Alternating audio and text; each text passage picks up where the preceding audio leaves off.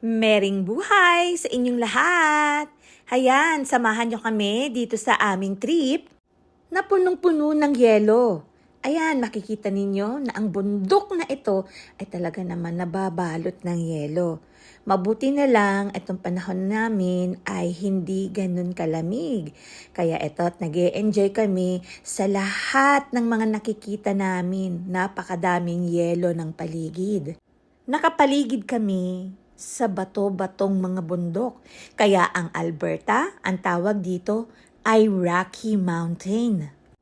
Kaya ang Alberta Rockies ay isa sa magandang tourist spot na mapupuntahan dito sa Canada. Kaya all year round makikita namin ang mga iba't ibang mga lahi na mga namamasyal dito sa Rocky Mountains.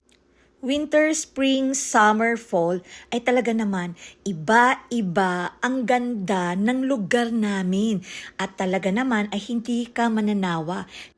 Kaya kahit every season, pagbalik mo ay talaga naman may iba't ibang ganda na maipapakita ang aming nature dito.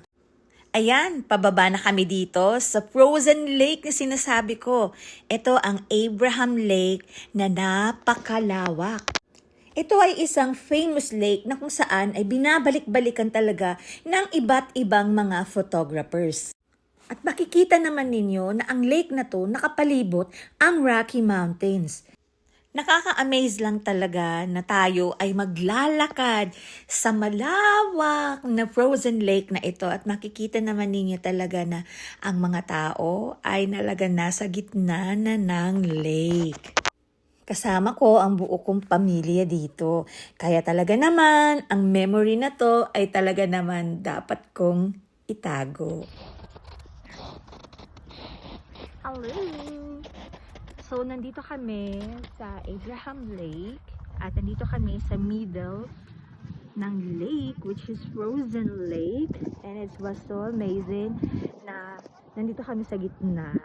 Ayan, makikita ninyo yung aking family ay nag-enjoy walking around and at tinitingnan namin yung amazing creation talaga ng ating nature. Yes, yan. Mag-enjoy po kayo sa panonood ninyo and I'm hoping you guys is kind of enjoying too what I'm seeing and thank you so much for always watching with me. Iyan ang aking pamilya, syempre ang mama ko, ang daddy, ang asawa ko, at ang kapatid ko. At ang anak ko, nandyan lang yan, pakalat-kalat. May dala-dala siyang brush para tanggalin ang mga snow, para makita namin ng husto ang mga bubbles ng lake na ito. Etong mga ganitong klaseng activity, ang paboritong gawin ng anak ko ay talaga naman hindi nanawa sa snow. Ayan, siya ang taga-kuskus para makita namin ng klaro ang lake na ito. O, diba? Nakakatuwa lang talaga. O, ayan, sa sobrang sipag niya ay napakadami niyang natanggalan ng snow. O, ayan na, nagpapadulas na sila ng kapatid ko. Yan naman talaga, paborito niya ay patumba-tumba talaga. O, diba? Yan na nga ba ang sinasabi ko. O patay, eto pa tong kapatid ko, paikot-ikot, ikot-ikot. O, diba? Ang saya-saya talaga namin. Kaya naman talaga, etong moment na ito, napaka-unforgettable, diba? Nakakatuwa lang talaga na magsasama-sama kami sa ganitong mga kagandang kapaligiran. Talaga naman, hindi namin malilimutan. Ito ang Bubble Lake na talaga naman masasabi namin na isa sa pinakamaganda dito sa Alberta. Ang next destination namin ay ang Lake Louise, Alberta. Ayan, makikita ninyo ang stunning snow sa paligid. Ay talaga naman, kahit na uminit ay makapal pa rin ang yelo dito. O ayan, tignan natin ang paligid. Ito ay nasa gitna pa rin ng lake at ang daming mga taong nakapaligid dito. 'Di ba? Napaka-amazing naman talaga, very stunning. At ang lake na ito ay kaparehas din ng Abraham Lake na kung saan ay nakapaligid ang Rockies of Mountains. Ayan, nakakatuwa lang naman talaga tignan. Ito, panoonin lang po natin.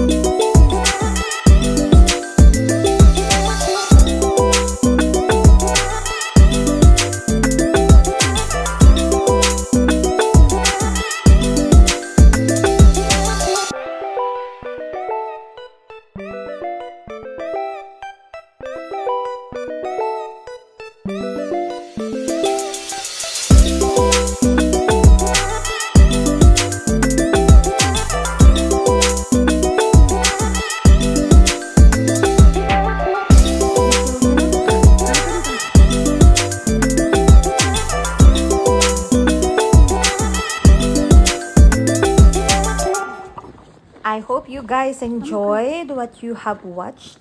At ngayon, naglalakad na kami papuntang parking lot. Thank you everyone for watching. At ito ulit si Mary Inday, nagsasabi sa inyo ng Mering Buhay!